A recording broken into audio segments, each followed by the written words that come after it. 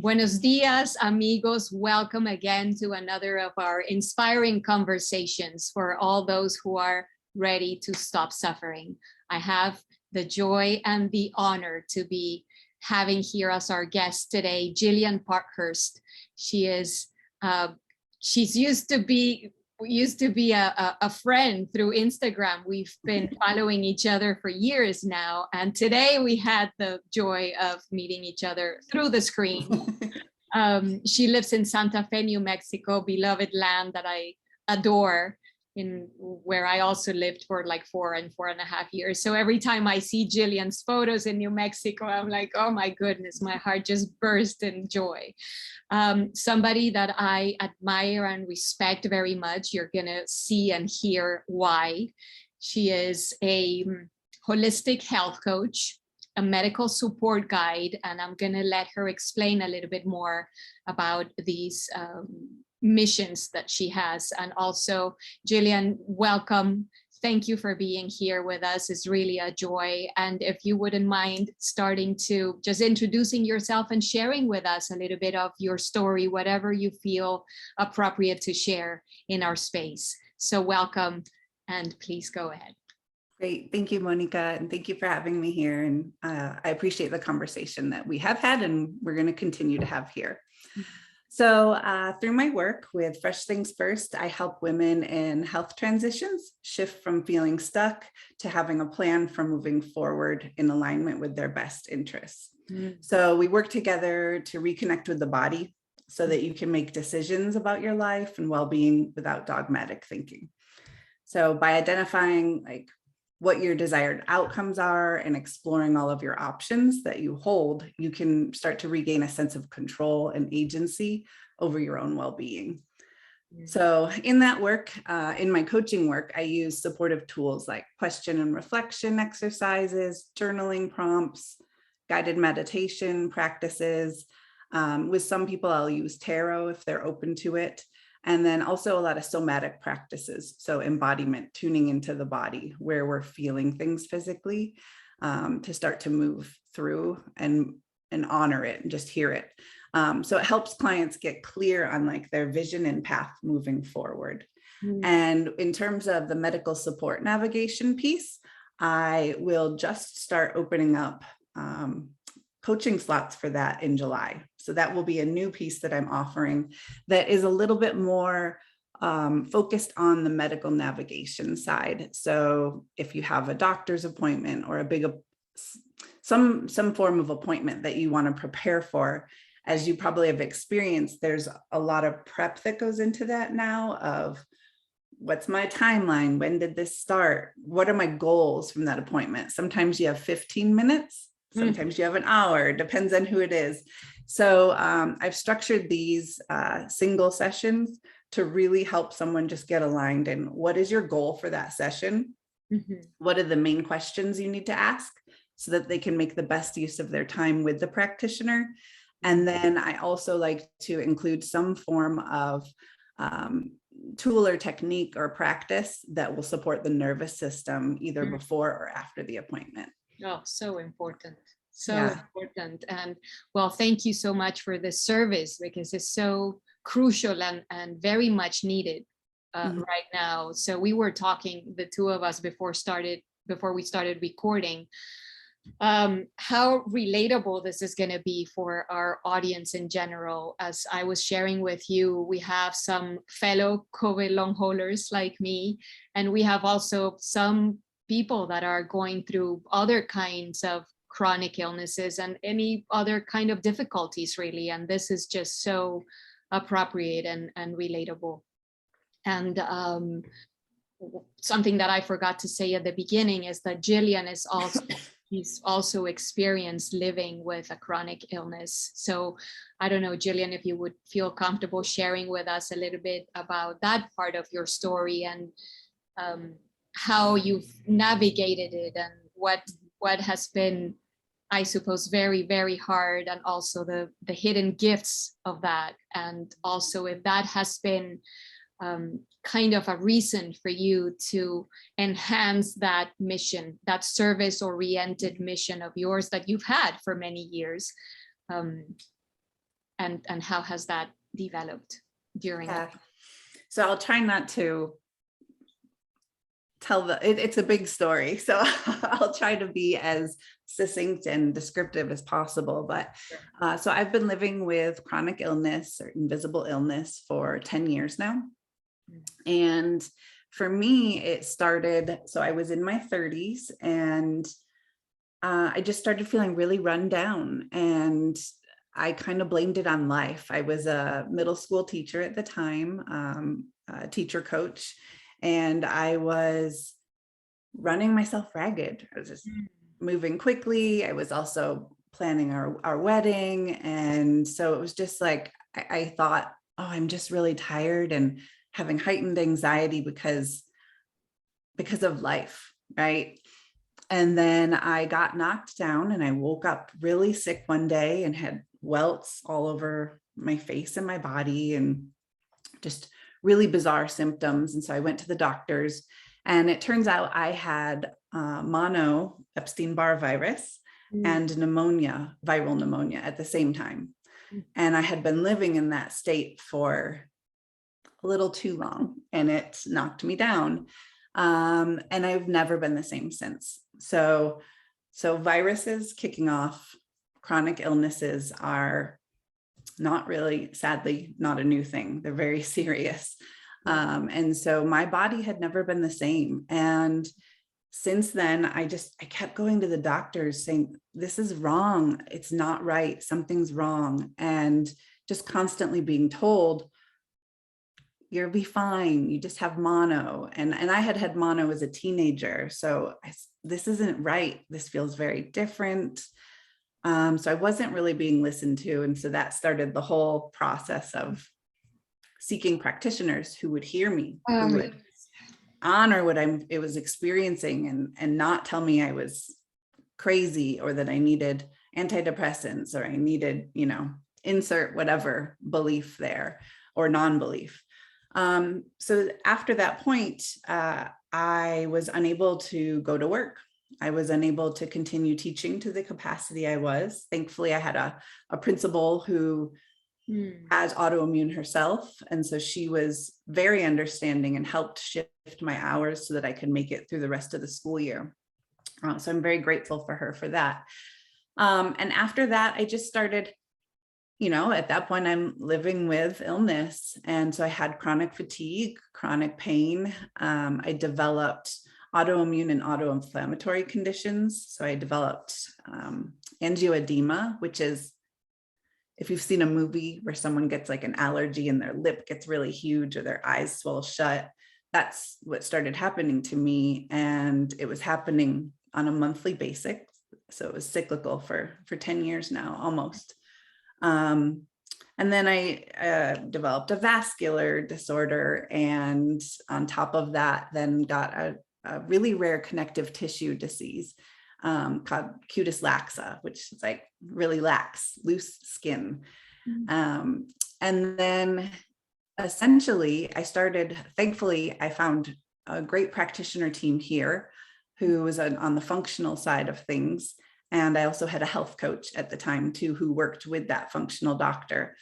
And they really helped get me referrals to Mayo Clinic. This was probably about 6 years ago. And I established a team at the Mayo Clinic that has been helping me follow what's going on and what they can do, what they can't do. And essentially they found another piece that I was born with. And I had I had a abnormal cell in the body. And that cell is linked with multiple myeloma. And so they believe that having that high viral load kicked in to this abnormal protein, the abnormal cells, and they started mass replicating themselves. And so then I was tracked for a while to see if I would turn into a multiple myeloma patient. So it's kind of like seemingly separate things that came together and just kind of played off of one another. And then flashing forward, I've been tracked for years for that. And flashing forward and the pandemic hit, and there was kind of a loss of access to get my tests run. And, we all have experienced some level of that. But ultimately, I got another bone marrow biopsy done, and we found, oh, wow, you're really close to the threshold of clinically being diagnosed with multiple myeloma. Mm. And all along, they had thought that was the driving force of all of these other autoimmune and autoinflammatory conditions that I had, all exacerbated by the viral load. And it had been a hypothesis at the time. And then we checked my protein in my urine, and it came back with 2.5 grams of protein in my urine, which is extremely high, and it can be indicative of cancer or other diseases. And so we found out I had kidney disease, and that was caused by the abnormal myeloma cells. Typically, it's called light chain deposition disease, and typically that doesn't present for people until they have had multiple myeloma for many years. So I'm kind of an odd, rare case, which I think we're probably talking to a lot of people who have odd, rare, out there situations. And so I immediately underwent in 2021, started chemotherapy because we needed to get rid of these cancer cells to help basically minimize the damage that would continue to occur to the kidneys. And so then I went through 7 months of chemotherapy. It was working for a little bit until it wasn't. And then by the end, it was like, we really need to step in and do something called a bone marrow stem cell transplant.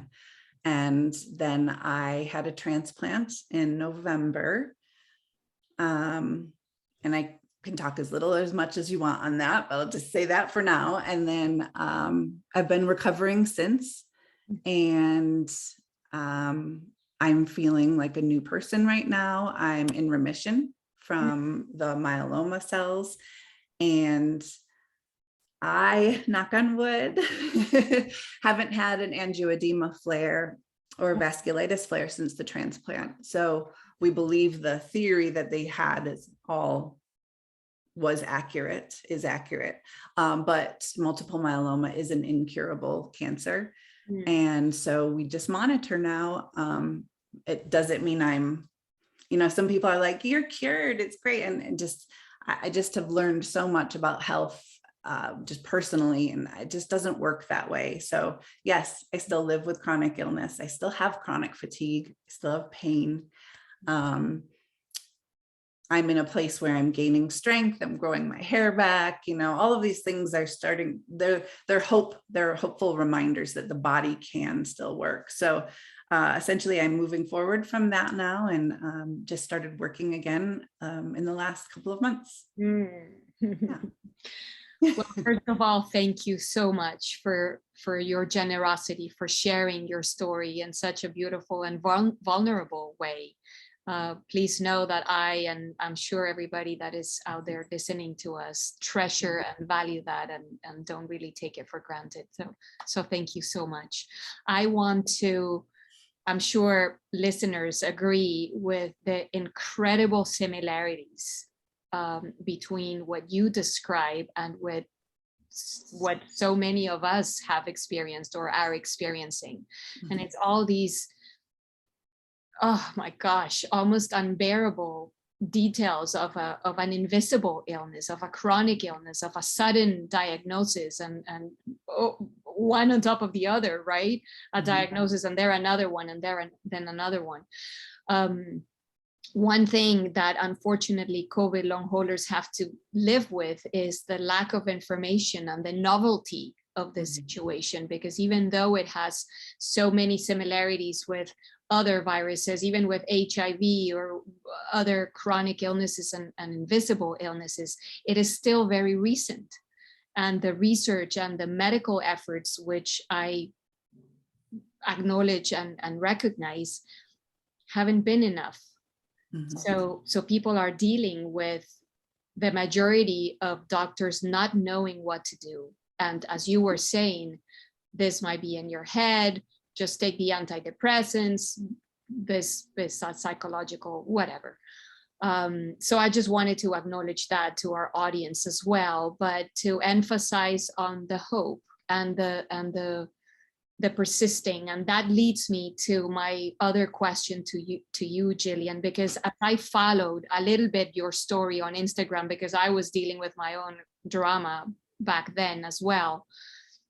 But something that I always noticed was, well, first, the permission that you gave yourself all along to feel the crash, to feel how this situation really sucks. I'm not happy about losing my hair. I remember that. I'm not necessarily celebrating this that is happening to me, but at the same time, your consistent inner work, what I always saw in you as your commitment to your core, to your inner truth. That can translate to some people as a positive attitude. I don't know, but I would like to ask you, what in your experience with your own situation and also with the people that you have been working with and guiding, what has been the role of emotional healing, of inner work in the process of recovering, of dealing with the situation, in the process of welcoming overall healing and managing things? Before we started recording, I shared with you how for many, many months I was stuck, even though I was reaching out. And I also had have a wonderful functional doctor in Santa Fe, by the way, and she accompanied me all along. And we were experimenting with medications and supplements, everything, but nothing seemed to be working because I was just so stuck and feeling miserable, in lamenting and feeling a victim of my circumstances and really resisting to what was happening to me. And it wasn't until I chose to accept and comprehend and understand and open up and allow myself to flow with life that really all those external efforts started working. So just sharing this part a little bit for you to now tell us what is for you that role of the inner work of the emotional healing and dealing with this. Yeah, I think it's integral. As we discussed a little bit too, it's, I think when I was first, and I wasn't diagnosed with anything for a long time. And a lot of chronic illness people feel somewhat of what you're feeling in the long COVID situation too, of just, again, not feeling heard or not having research or resources or accessing the correct practitioner who is up to date on things, right? It takes so long for people to get up to date. So I think that inner work is integral. In the beginning, like I said to you, I felt like I had to fight, and I just was like, I'm going to fight. I'm going to find answers. I'm going to figure this out. I'm going to do this. And it was almost like yet I felt so sick. I could barely do all of these things, but any moment that I had a little bit of energy or I was awake, I was, Googling everything, finding the next practitioner to visit, right? It was very action oriented, very, very rigid, very, I've got to just do this because it made me feel like I was doing something. And I think there is space for that. And there's a time and a place for it. And I think it's a natural instinct as humans in the beginning, especially, but it took me years to get to a place of going, this isn't working for me, right? None of this is helping me. I went to school and became a culinary nutritionist. Very helpful benefits of that, changing my diet and things, but I wasn't really tapping into that piece of turning inward and allowing myself to grieve and feel and be uncomfortable, right? I had the pain, physical pain and manifestations, but I wasn't allowing myself to feel that emotional discomfort. So it took a handful of years, to be honest. It probably took 5 or 6 years before I got to that place where I truly exhaled, and I see it as a great softening. I softened. I saw softening and acceptance as giving up, giving in, just letting the disease or the illness win and take over. But really what then happened is, I was working with a therapist at the time, a coach at the time, and doing a lot of like somatic work. And what really started to happen was, oh, I'm grieving and I need to grieve. Like, this is a great loss that has affected every single facet of my life. I can't just jump to how there are, golden threads in here or moments. I really need to deeply grieve this and honor it and stop trying to be the person I was before, because she's no longer here. And that is a great loss. So for me, that inner work came at just a necessity of really, grief is really the only word that's coming here, just that deep grief. Because the more I tried to, for example, I used to rock climb, loved rock climbing. My relationship with my partner was built around rock climbing and backpacking, adventuring. I can't do those things now. And I couldn't, but I was so stuck in that victim and like, I can't do this, and just really stuck there, that it was making me more miserable than when I did the inner work of really reflecting and honoring these losses, and then starting to go, okay, I can't do those things, but how can I connect with nature, right? I can lay in a hammock. Right now I can start to hike again, right? I can sit by a river, put my feet in, I can insert whatever it is. How can I connect with my partner? We can take walks, right? There's still things we can access. And so it was just a big shift for me mentally. And I'll just add one more thing with that, was in that softening was a great honesty that had to come out. So I think, Monica, this is the first time I have ever shared publicly that this really started with viruses for me. And it's not because I'm trying to ignore it now.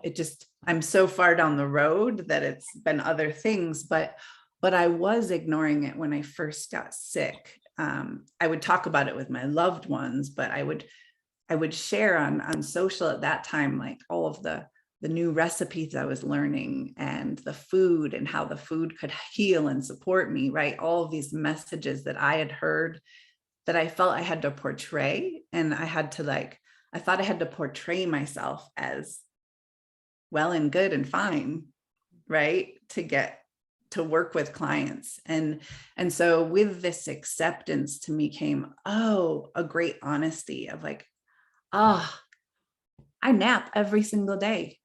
I sleep every day from like 2 to 4, whether I'm fully asleep or resting. And I was hiding that truth from so many people. I'm busy at that time, right? Just the little things, because I wanted to seem normal and feel normal. But I tell you, it was so freeing when I started saying to people, I have to nap from 2 to 4. Like, how easy is that? But it was such a big block. So just for me, that inner work is really, it's crucial to healing, because then I start to build a life that fits the capacity I have, right? I'm not going to stare at a computer from 2 to 4 because I feel like I have to be working, even if it's inefficient. Well, I'm going to go rest, take care of my body so that I can come back and serve when I have the capacity to. So for me, that inner work and really learning about emotions and tapping into emotions and honoring them without resistance, I think is just integral. And I'm still practicing it, right? So what you're seeing today is a result of years of that struggle and shame around it, trying to hide it. But yeah, I think it's of absolute value. It's beautiful, and thank you, because I'd like to emphasize on a few things that you said, and is number one, the need for honesty. And I think that becomes almost inevitable, really.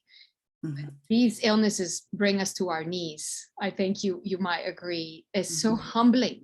It is like, we need to start telling the truth to ourselves. And that is hard at the beginning, and then it becomes so liberating, because we were also speaking about this before starting recording, and is how we start relating to ourselves and to others from a more real place, from a more authentic place. Well, this is really what and who I am today. Not talking about identity. I'm not talking about identifying with a specific illness, but this is the set of facts that compose my reality right now. So, right? If we can relate from this place, is something much more transparent, if you will, or honest, as you said. So I love that. And this humility part for me has been incredible.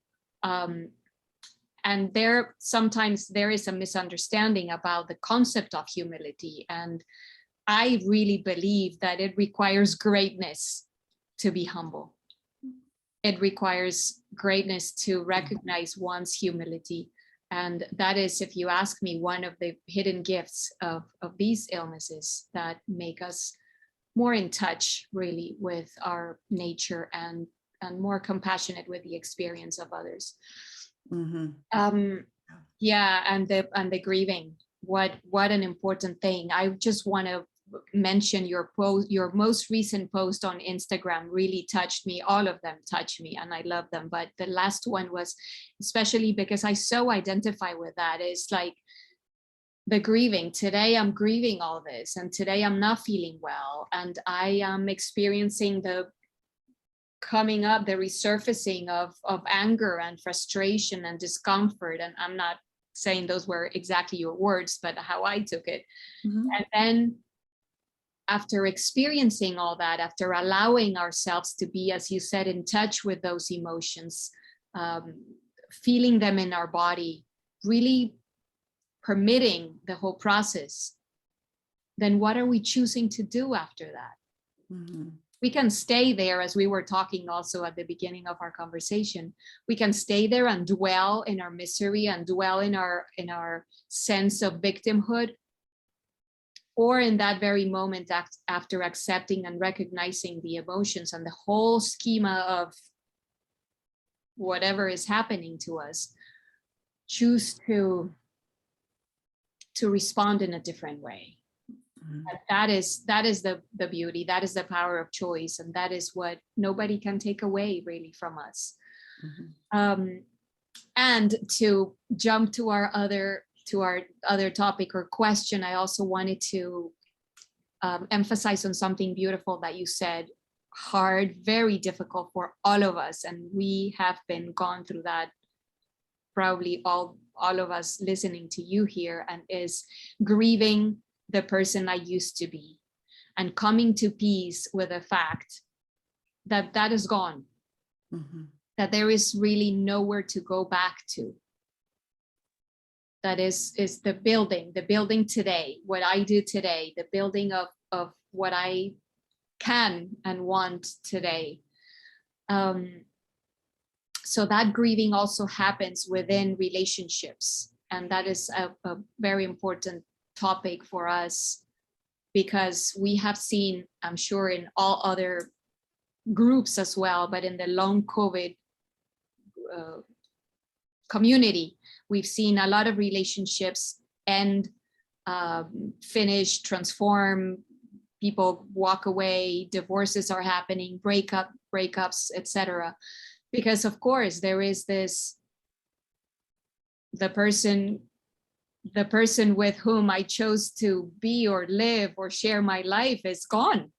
So how do I face this new situation, right? And the difficulty for humans to respond in the face of illness, one's own illness or the illness of another.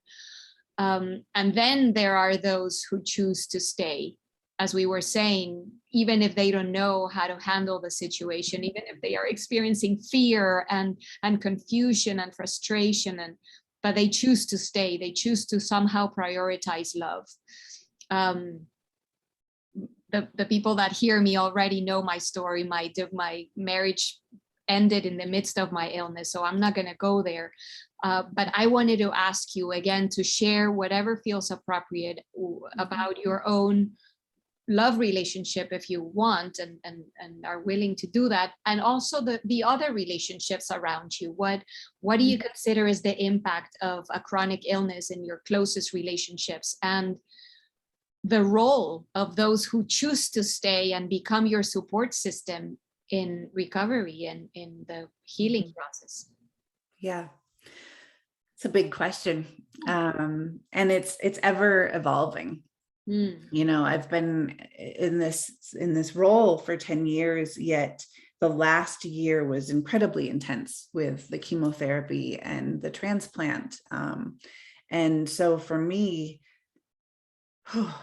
I'll start with just saying there have been a lot of losses and there have been gains. And it's really strengthened for me. It's not numbers, right? It's quality. And for me, the people I thought, and I'll speak more immediately because that's what's more on my mind in the past year or so, the people I wanted so badly to be there, they were not the ones who showed up. The people who I thought were my closest friends, and I'm going to try not to get emotional about it, but actually the emotion is fine. It's there. Welcome. But the friends who I really, truly just, I thought they would be there through absolutely everything, and family, I will say, not just friends. They just were not there, and they could not be there. And again, great grief, great loss. I started the same pattern again. I kept trying to force it. And then it was just like, oh, they don't have the capacity for this. And then it came to a point for me where it was like, I need to examine what I need from my relationships, from specific people, my partner, family, friends. And then I need to actually express those needs, which is a really big step for me. And it doesn't feel good to turn to a friend. And I had a couple of friends who I had to say, like, hey, you're not showing up for me. And this is what I thought would happen. And this is, can this happen or can't it? And the hard truth was they couldn't. And that was painful for them too. It wasn't just painful for me. But here we are amidst, and I would think the COVID long haulers on the call would really be able to relate, because you're going through illness during the global pandemic, and it just trying to go through treatments during the global pandemic. Like, people have their own pain, their own suffering, their own loss. Like, I don't know a single person who doesn't have something going on right now. So the capacity to support one another is just not what it used to be. Not right or wrong. It just is what it is. Right. And then in that, Monica, I had people, a couple of girlfriends in particular, that just really stepped up in a way that it's not that I didn't expect that from them, because it's within their realm and who they are, but it's just not what I had pictured or envisioned. And the way that they stepped up and just gave love and support and could hear what I was experiencing, and just they could do or take action, whether it's just an act of kindness, a text that just said, thinking of you, or whether it was making a meal or something else. They just did without asking or expecting me to kind of feed them what I needed, right? So there's an interesting balance of being able to and ready to know what you need and how to express it. And then those people who just kind of swoop in and give. And I think that's just how I got through it. And then I had family members who really, just like my parents in particular, were able to come and live with us for a little bit after quarantining and doing all of the protocols, able to come live with us to give my husband, who was my caretaker at the time, give him a little bit of relief and give me some of that support. Sometimes you just want your mom or dad or someone from childhood, in a way. Yeah. And then other areas that really came through for me were I joined coaching communities online. I'm a really big supporter of group coaching. I'm hoping to lead group coaching someday in the future when I have more capacity, but just joining those communities meant joining a community of like-minded people. So the women in my groups didn't necessarily have chronic illness, but they had their own things they were going through. But here we are, we're in a growth setting, a reflective and growth setting to be able to talk about and move forward. Just a place to be seen and heard, right? And gently support one another and nudge when needed. And then online, finding people like yourself or other people within the SPOONY or chronic illness communities, really connecting with those people. That's been mind-blowing for me over the past handful of years, of finding other people living with illness, whether it's the same as you or different.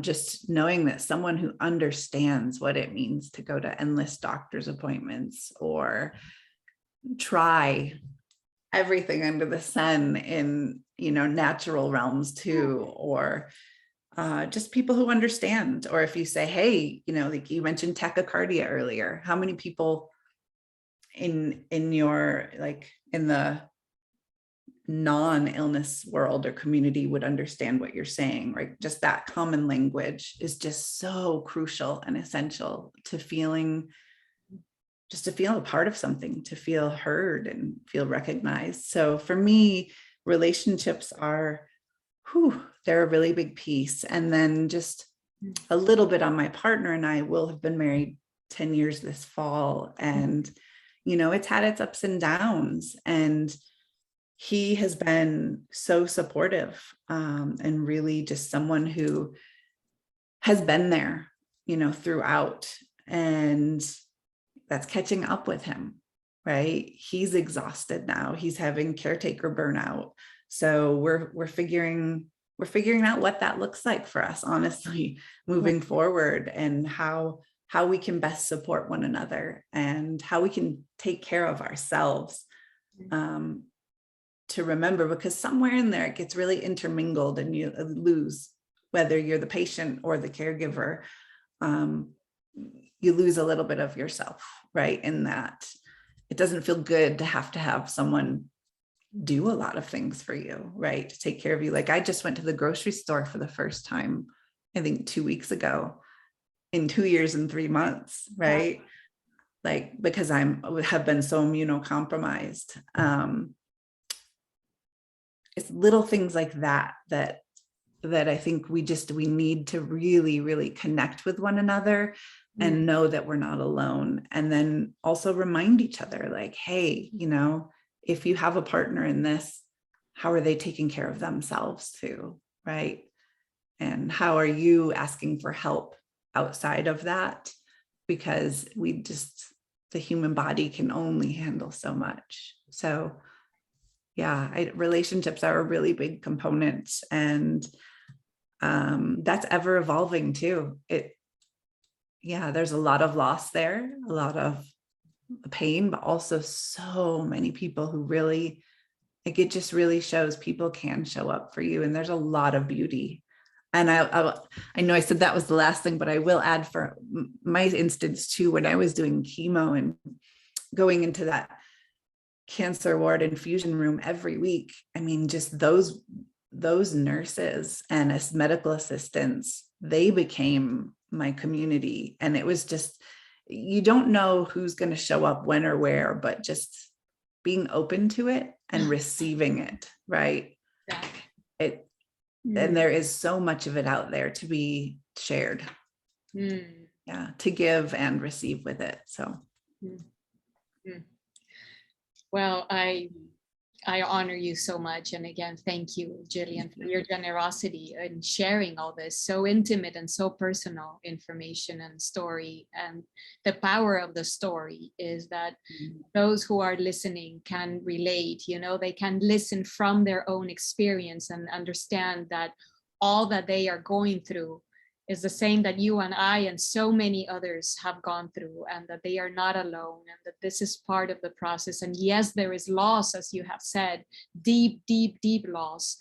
The people, as you were saying, the people that we expect the most maybe are those that are aren't just capable of providing Mhm. that for us. And that is just that. No right or wrong, as you said, Mhm. that is just what's happening. But then the beauty of gaining other types of connections with other people. So is this horrific and beautiful duality of the world of the form, right? We experience the excruciating pain and at the same time the greatness of a human heart. So I want to take this opportunity to honor all of us who have gone or are going through chronic illness, but also and especially in this very instant, people like your husband and your nurses and some of the friends that you perhaps weren't expecting. I honor them and I send them through you on behalf of the millions of people around the world, our respect, our recognition and our acknowledgement and our gratitude for, in the midst of confusion and fear, perhaps, to really choose to prioritize love. And now maybe it's our time to support them and to honor them. And that, you know, that has been the reason why I am hosting a very private retreat in October here in this beautiful paradise in South Florida where I live. It's going to be a retreat for reviving relationships, and is that possibility of, as you were saying, learning to hear each other. I can tell you what having this illness meant for me, and I really want to hear what it meant for you to be close to me in this situation, what you experienced, what happened to you. How can we learn a new way to relate, honoring and loving ourselves first, of course, and seeing how we can support each other better, deeper, in a more authentic way. Anyway, I think you agree we could spend hours and hours talking about relationships. It's such an incredible, vast topic within the illness panorama, and so beautiful at the end. You know, I honor the relationships that ended, and I am so grateful, and I'm sure you are too, of all those who chose to stay around and who became our support network. Ooh. Yeah. Sip of water, yeah? Yeah. Yeah, and I think what you're offering coming up is just such a beautiful and needed offering for people to really have that safe space, because our defenses can go up, or we can take it personally and start having guilt around it. Just to have that safe space where people can both be heard, because you know, it feels like it's just us, it's just me, right? There's many factors in that. Yeah. So I appreciate that you're doing that. What a gift for people. Thank you. Thank you. Yes, it is very needed. And let's keep providing. You are also providing a beautiful space, safe space for people to continue healing. I think the message, Jillian, I'm sure you agree, the message is a message of hope, a message of possibility within the darkness. We are not recognizing the pain. The pain is real, of course, but we can go beyond the pain, and we can transcend it in the way, in just recognizing hope and possibility. But before we finish, I wanted to ask you, because it's very related to this topic about relationships, and is the relationship to self, a relationship with ourselves and our self-care, our self-love. For me, if you ask me, out of these 2 years that have been the most difficult of my entire life, which I, by the way, wouldn't change for anything. The biggest gift is that it all brought me back to myself. It allowed me, for the first time ever, Jillian, in 45 years, to really understand and experience every single second of my life what it means to love myself, to take care of myself, to be self-reliant, to provide to myself the care, the tenderness, the understanding, the consideration, the compassion that all throughout my life I was expecting from the outside. Now I am providing it to myself and relating to myself in a sacred, beautiful, yes, intense sometimes way, but what a gift. So what can you tell us about that, the relationship to self? Yeah, I think that is one of the biggest gifts, right? And I feel like I'm unwrapping it still. It's like I've started, and then some days I feel like, yeah, I am so connected to myself. And then I catch myself again, right? Drifting off into something else. And Right. for me, the strongest practice that I'm really holding on to right now is just really tuning in, touching my body, listening to my body. And when I say listening, like physically feeling. And as I'm coming out of an aspect of this, right, and remission, right, doesn't mean illness is total. There's still chronic things that are there, but the extent or the capacity that it's driving my life is starting to drop a little bit, or I don't know, it's starting to ease a little bit, and that I can start to see functioning more normally in some ways, right? I'm starting to work a little bit again. As I'm doing that, I'm starting to notice, I start to notice that I'll start to drift away. It's like you could start to feel that drifting out of your body, right? As more things come in, more stimulation. And so it's really just coming back to, wait, I need to just tune back in and really listen. And in this process, I'm starting to be able to process trauma from it, because you're in crisis mode. And I feel like I've been in crisis mode for 10 years. And I'm now shifting into start to process trauma. And as I start to process that, I notice that self-love and self-acceptance and honoring gets a little bit harder to access, because you're in that discomfort zone again, like that edge, right? And so for me, even as simple as just if someone says, should we have dinner, out back in a on Friday? I'm finding I'm losing like that capacity to know what I need right away, instantly. So now I'm just giving myself the gift of saying, hey, can I get back to you tomorrow morning? And then I go home and come back to just me, because now that there's other people in my life again, I'm starting to want to please them or feel their energy. So it's really that gift of really just listening to yourself. It's also a practice, and it's something I'm so thankful for. And it's still not easy. I will say that. It still has a discomfort, and maybe it always will, right? But I think there's something beautiful about just being able to pause and say, oh, you know what? I need space to go back, to turn in to what feels like the right direction for me. Right. Yeah. Right. And you've said something very wise, and this is not easy. None of this is easy at all. And for me, while it is not easy, is one of the most fulfilling projects in a lifetime. This is the project of self, really. This is all about you and shaping your life in a more meaningful and coherent way.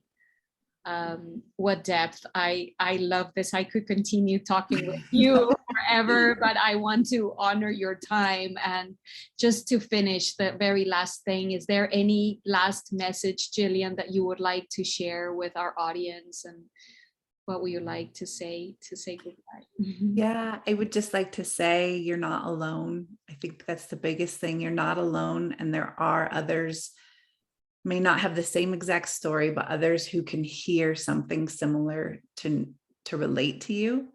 Find those people and hold on to them. And just coming back to what you had just brought up, to really take that pause to just feel into yourself and breathe into your body. I do have a guided practice on that. So if people want it, they can email me and I can send them a link for it.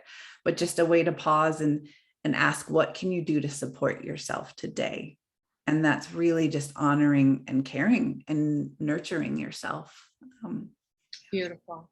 Thank you so much. I'm going to be sharing in all the platforms that I share this conversation with you. I'm going to be sharing all your social media handles and how people can reach out to you and get in touch. So once again, Jillian, all my love, my gratitude, my admiration and respect to you. Thank you, thank you, thank you. Gracias for being. Gracias.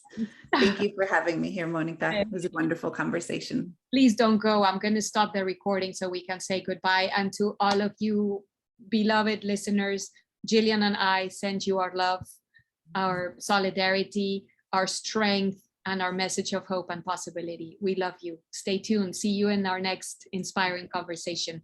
Adios. Mucho amor.